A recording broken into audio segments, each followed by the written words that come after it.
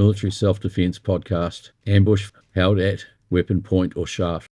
Whether it be in a military ambush situation or civilian assault or mugging situation, the practices and principles of ambush phase being held at weapon point or shaft remain same or similar. Compromised, seized and secured, and held at weapon point or shaft, you must make a decision based on fact whether you should attempt to disarm your armed aggressor or comply and give in to their demands. This will depend on what they are requesting, if you have the skills, capability and competency, and if you are confident in the skills you possess to safely and effectively neutralize this ambush phase armed situation, and other factors. You would need to consider if what demands they are making are worth risking your life for. Certainly a few dollars is not worth taking the chances of the disarming action going wrong and you being wounded or worse. However, if you decide to give in to their demands, you need to tactically hand over and extract yourself from the threat situation as an escape and evade. If you make the decision to disarm, disable and dispose of the armed ambush phase threat you are facing, then you need to make everything as safe as you can as part of setting up and executing your counteraction.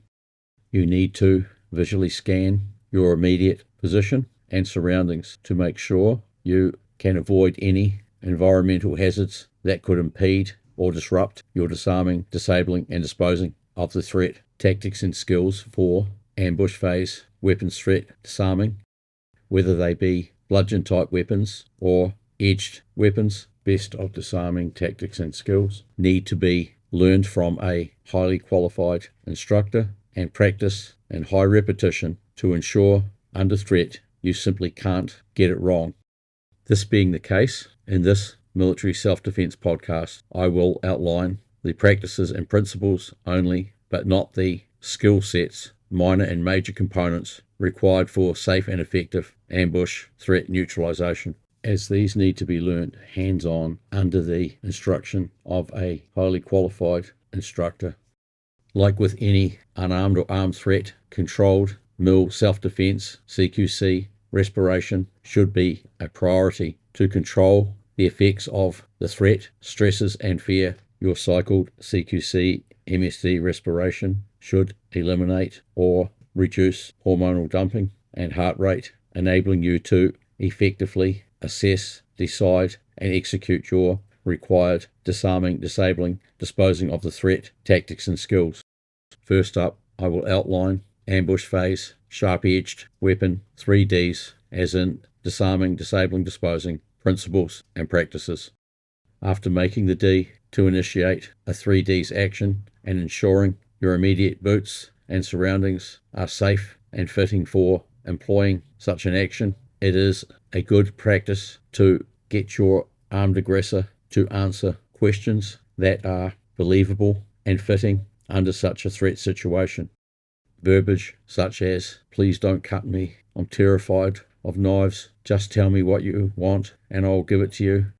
Prior to this, in your mind's eye, you should have reconfirmed that you are going to employ 3Ds, threat neutralization, and visualized the practices and principles that you are going to utilize.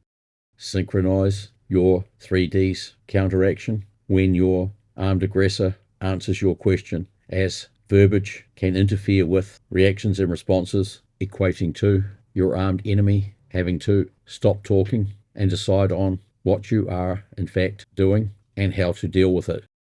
Although there are many different positions that you can be seized and secured in at weapon edge or point, the practices and principles of ambush phase, sharp edge weapon disarming are very much the same, if not similar.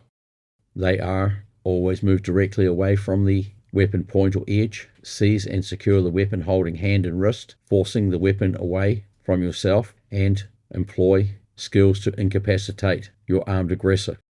The weapon hand and wrist seizure and securing are by means of an overhand grip or a compound CQC clamp grasping grip. Seizing and securing the hand and wrist in a compound CQC clasp secure grip prevents or reduces the probability of the knife being manipulated while in your grasp and grip and being used to cause you bodily harm. Immediately post seizing and securing of the weapon holding hand by means of utilizing hard boots and committed body actions to maximize your capabilities to force the knife in a direction down and away from you, or to force it down against the armed aggressor's mid to lower quadrants, will enable you to set up and employ your incapacitation skills executions. Understanding body mechanics and how to manipulate the weapon holding hand into a position where it is least effective, and reducing the seized and secured extremities power capabilities provides the opportunity for effective threat neutralization. Regardless of if the knife or edged weapon is presented and held at your front, side, or rear flanks, the tradecraft practice principle of moving directly away from the weapon applies, and the movement should be by sliding fluid boots actions simultaneously with fluid action, smooth seizure of the wrist and hand. It is important that the sliding boots and CQC clasp grip seizure of the weapon holding hand is not overly aggressive, as this could telegraph the action and compromise your capability to seize and secure and redirect the weapon holding hand. It is important that the initial first grip of a compound CQC clasp is an overhand grip to prevent bicep curl breaking of the first grip on the weapon holding hand. Moving directly away from the weapon can be by sliding boots or moving away the upper bodily quadrants, depending on the ambush type seizure. CQC, MSD, instructed tradecraft training practices and principles apply to being held at weapon point or edge from the front with the weapon across the front of the throat to the side of the neck, point first in your abdomen, or being threatened at weapon point or held and threatened with a weapon held in a hammer grip type threatening situation. Likewise, from the side, the weapon could be to the side of the neck, carotid arteries, jugular vein, held in the forward flank or rear flank closest hand, and as such, being able to apply the principles with a master or non-master hand grip are essential to safe and effective disarming, disabling, and disposing and armed aggressor incapacitation. Rear flank being held at weapon point could be over shoulder with the blade across the front of the throat, or on the far side against the side of the neck. It could also be with the knife in your lower back with a grip on your shoulder or your wrist. All these threat situations fall inside the mill self-defense, edge weapon, ambush phase, 3Ds, armed aggressor, incapacitation.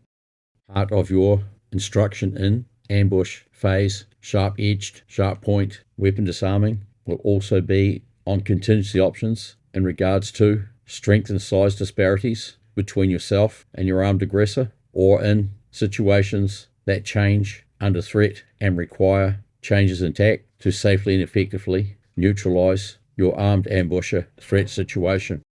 Immediate post-seizing and securing of the weapon holding hand, armed aggressor incapacitation will be by targeting soft target or the destruction of the knee joint or kneecap ligaments to effectively decentralize the armed aggressor and prevent them from being able to recover their footing and continue with the assault or have any form of mobility.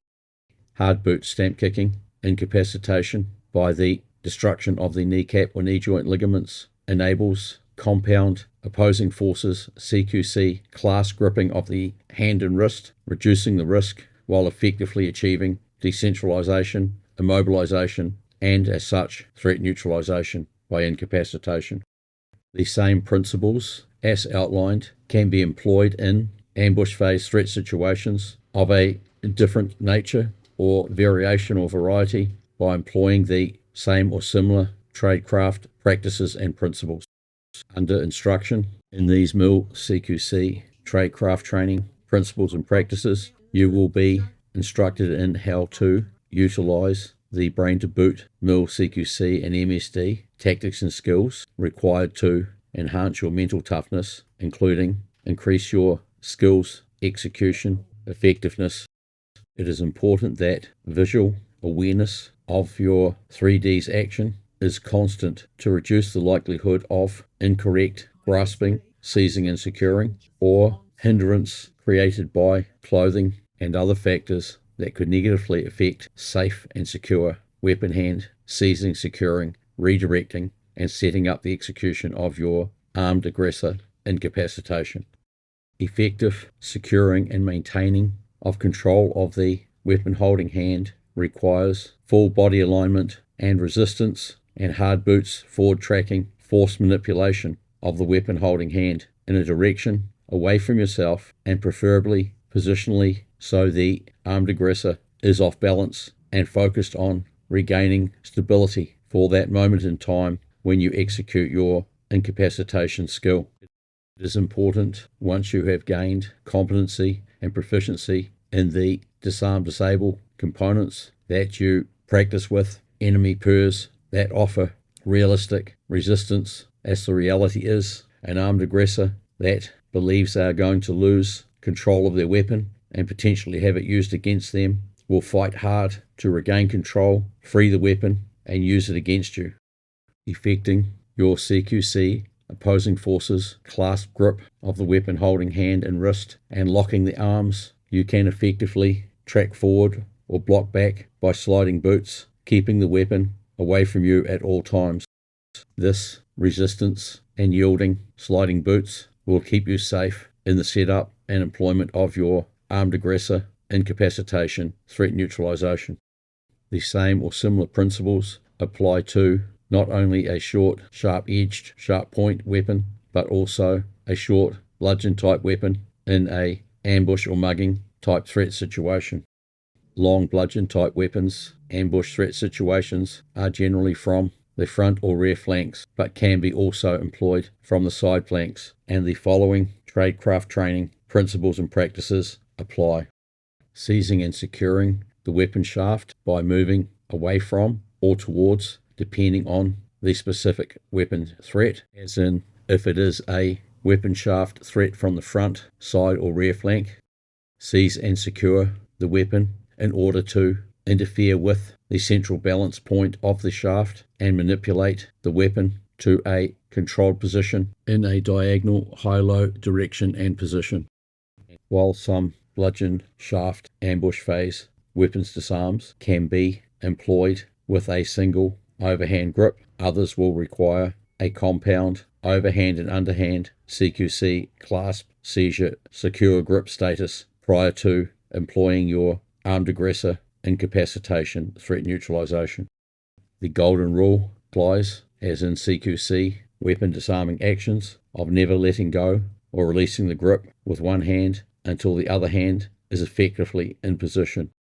The seized and secured weapon shaft may be force directed down and away, or force directed down and away and against the weapon holder's own midsection prior to the execution of incapacitation skills, including stamp kicking skills. In all ambush type seizure, securing, and armed aggressor incapacitation, especially by means of stamp kicking incapacitation, it is important that you maintain your secure hold on the weapon or the weapon holding hand and wrist, moving with them as they are decentralized and not releasing your grip, as even a wounded or injured enemy can effectively use their weapon from the ground at your lower quadrants, including your lower legs. In ambush, bludgeon type weapon armed situations, you may need to use your full body, legs and arms capabilities to ensure you maintain your secure seizure of the weapon, and this requires armed enemy alignment, hard boot stability, and sliding boots, tracking forward or blocking back for effective seizure, securing, and manipulation of the bludgeon type weapon. You may require utilization of pivoting and sliding boots combined with torso aided movements to force redirect the weapon into a position where you can effectively employ stamp kicks incapacitation. Ambush type threat neutralization needs to be practiced in training in high repetition and critiqued by a skilled MSD instructor who can offer all the initiation, execution, and contingency options to cover disparities and changes in threat and situation, real-time, fast mapping assessment and decision-making, employments of required skills to achieve ambush phase armed enemy incapacitation and threat neutralization. Battle handling exercises, practice of ambush phase weapons disarming, threat neutralization under sudden aggressive shock actions against formidable enemy party is essential to ensuring the combatant or the user can effectively employ the skills, achieving the objectives under extremes including considerable disparities in physicality and strength. Training with formidable enemy party that can be unpredictable and will take every action to achieve their objectives will only enhance your capabilities in both competency and in confidence in your skills and inner resolve to effectively and safely get the job done.